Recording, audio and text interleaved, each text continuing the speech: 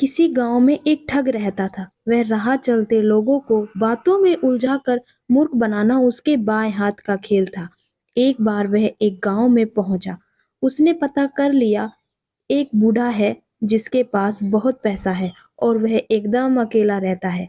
शाम के समय ठग शाम के समय ठग बूढ़े के दरवाजे पर जा खड़ा हुआ। चलते समय वह लंगड़ा रहा था। उसने जोर से आवाज लगाई, अरे भाई, आज मेरे पैरों में बहुत कष्ट है, चला भी नहीं जा रहा। तभी बारिश शुरू हो गई। ठग भीग गया। बूढ़े ने दरवाजा खोला और उसे अंदर बुला लिया। ठग तो यही चाहता था। बूढ़े ने उसे पलंग पर बिठाया और कहा, मैं तुम्हारे लिए भोजन लेकर आता हूँ। बूढ़े के जाने के बाद ठग खुश हो गया कि यहाँ बहुत सारा माल मिलेगा, खूब हाथ साफ करने का मौका मिलेगा। तभी बूढ़ा गर्मा गर्म भोजन लेकर आया। ठग ने छक कर खाया तो उसे नींद आने लगी। ठग चाहता था कि बूढ़ा सो जाए तो वह घर की तलाशी ले और जो कुछ मिले उसे लेकर रफू चक्कर हो जाए। लेकिन ठग ने देखा तो बूढ़ा जाग रहा था। बूढ़े के सोने की प्रतीक्षा करते करते ठग को कब नींद आ गई उसे पता भी नहीं चला। नींद खुली तो सुबह का उजाला चारों तरफ फैला पड़ा था। बूढ़ा हाथ में चाय का प्याला लिए खड़ा था। उसने कहा, लगता है तुम्हें खूब नींद आई है। खैर, लो चाय पी लो, फिर मैं तुम्हारे लिए खाना बनाता हूँ। ठग ने उठना चाहा लेकिन वह हिल भी नहीं पा रहा था। उसके पैरों में बहुत दर्द हो रहा था। उसने कहा, बाबा, रात में तो मैं भला चंगा सोया था। बूढ़ा हंसकर बोला, तुम भूल गए, तुमने कहा था तुम्हारे पैरों में बहुत दर्द है। ठग तो भूल ही चुका था कि उसने बूढ़े को क्या बताया था। ठग हड़बड़ा कर बोला, हाँ बाबा, पर अब दर्द ज्यादा है। इतना नहीं जितना कि उस समय था। बूढ़े ने ठग के सहारा दिया और बिठाया और कहा, घबराओ मत, यहाँ जो भी आता है उसे सच बताना ही पड़ता है। यह सुनकर ठग घबरा गया और उसके मुंह में से निकला, बाबा, मैंने अपना परिचय गलत दिया था और सारी बात सच सच बता दी। बूढ़े ने उसकी कमर थपथपा कर कहा, कल शाम मैं तुम्हें देखकर ही समझ गया था कि तुम किस इरादे से मेरे पास आए हो।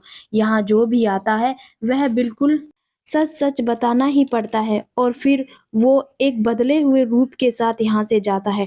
ठग ने घबरा कर पूछा, तो क्या मैं भी बदल सकता हूँ? बूढ़े ने कहा, तुम बदल गए हो, तभी तो तुमने सारा सच बता दिया। ठग की आंखों में आंसू आ गए और बोला, मैं खूब समझता हूँ कि ठगी चोरी बुरी बात है, लेकिन मैं अपनी आदत से मजबूर हो जाता हूँ। बूढ़ा बोला, अब बुरी आदत तुम्हारी मजबूरी नहीं बन सकेगी। जाओ, आओ, मैं तुम्हें कुछ दिखाना चाहता हूँ। ठग बोला, लेकिन बाबा, मैं तो खड़ा भी नहीं हो पा रहा हूँ। बूढ़े ने कहा, तुम आओ तो सही। बूढ़े ने ठग को सहारा देकर उठाया। ठग को लगा जैसे सारा दर्द छूमंतर हो गया हो। अब वह आराम से ऐसे चल रहा था कि जैसे दर्द किसी कभी था ही नहीं।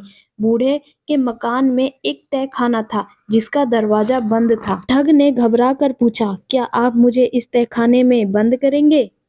बूढ़े ने हंसकर कहा, अरे नहीं नहीं, तहखाने में कुछ कैदी हैं। सच बोलने वाला मकान उन्हें अपने आप कैद कर लेता है।